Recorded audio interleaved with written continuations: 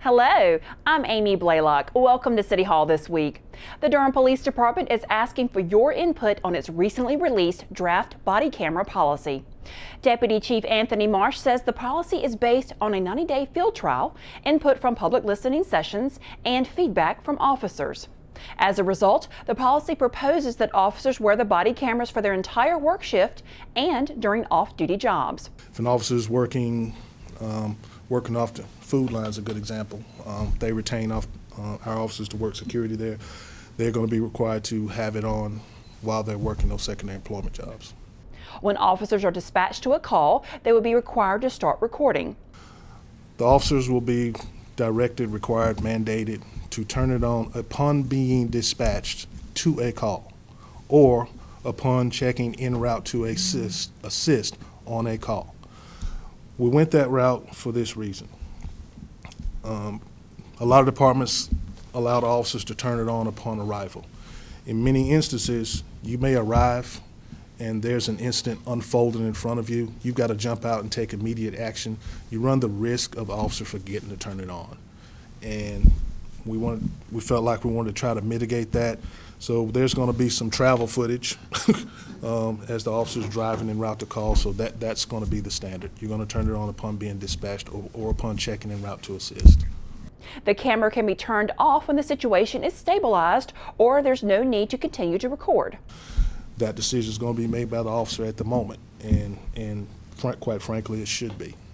That's not perfect, I'll tell you up front. And I'll use an example.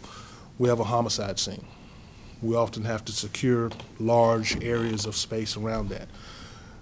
Is the public really served by me having an officer on a static traffic post around this homicide scene, just continually recording while he's sitting in a car looking out the window?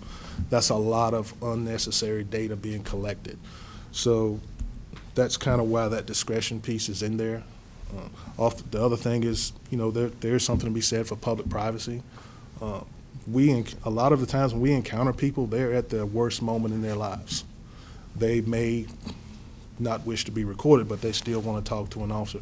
The officer can assess those circumstances while he or she is there in that moment and say, okay, I'll turn it off and we continue our business. But they will also have the discretion to turn it back on when they see fit, if they feel like they need to. The camera footage will be stored for 180 days unless it involves DWIs, misdemeanor or felony cases, accidents involving City of Durham vehicles, or administrative investigations. Since the video captured would be a record of a criminal investigation, just like the current in-car camera footage, it is not a public record.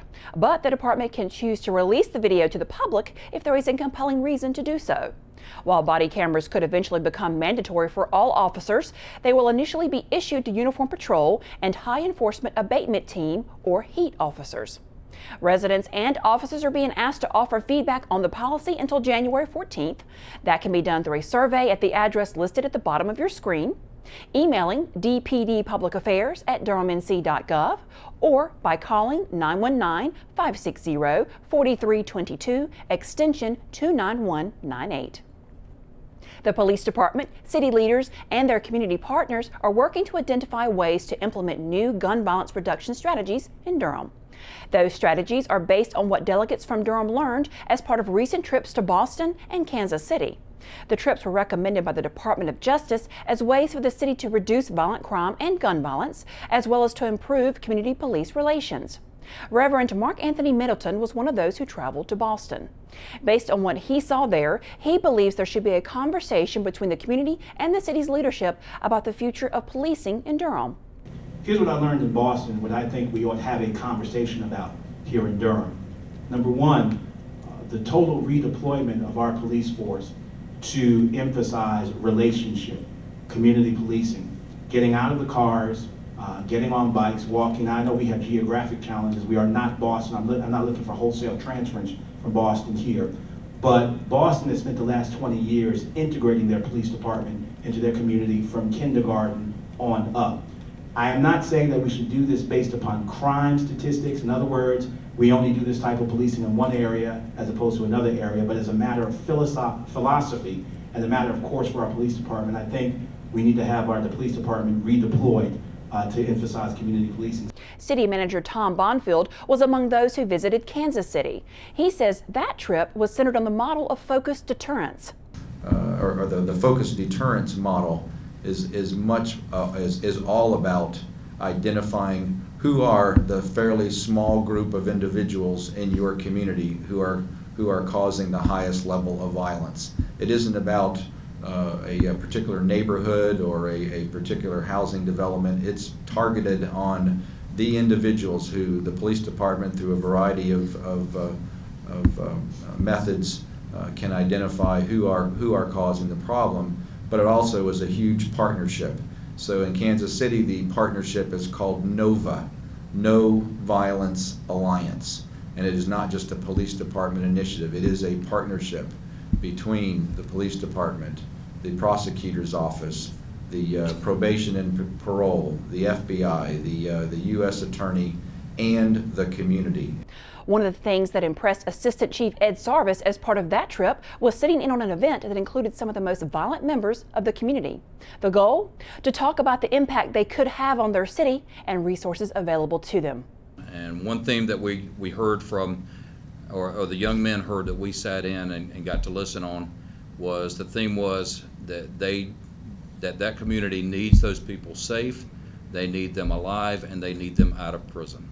Bonfield says the delegates for both of the trips will now work with the mayor's Violent Crime Reduction Task Force. They'll discuss what was learned and how some of the strategies might be implemented here. Durham, Chapel Hill, and the surrounding areas are now better able to offer housing support for people living with AIDS. The Durham-Chapel Hill metropolitan area is home to more than 1,500 people with AIDS and has been awarded federal funds to help them with housing. A Duke University School of Medicine program called Partners in Caring will provide services on behalf of the metropolitan area. The program will use $140,000 of the funding to offer short-term mortgage, rent, and utility payments to prevent homelessness. It will also provide supporting services to help clients stay connected with health and employment opportunities, as well as assistance with finding more permanent housing. The city and county will be working together to determine the future of 134 acres along Southview Road. The property will help to protect nutrient-sensitive tributaries within the Falls Lake watershed. The two governments will enter into an interlocal agreement for the planning and operation of the property. The county will use 104 acres for the low-impact recreational use. The city will use the remaining 30 acres for a future park. Here's a reminder about how city services will be affected by the Martin Luther King Jr. holiday. Most administrative offices will be closed on Monday, January 18th. Collection for all solid waste services will not occur on Monday, January 18th, but will be delayed by one business day for the rest of the week. Collections for yard waste and bulky items on Friday, January 22nd will occur instead on Monday, January 25th. And Go Durham will operate from 6:30 a.m. to 7:30 p.m. on Monday, January 18th. The Bull City Connector will not operate that day. For more information about these and other service changes, contact Durham One Call at 919-560-1200 or visit the city's website. That does it for City Hall this week. Don't forget to like us on Facebook and follow us on Twitter. You can also find us on demand on Durham Television Network's webpage and on YouTube. I'm Amy Blaylock. Thank you for joining us.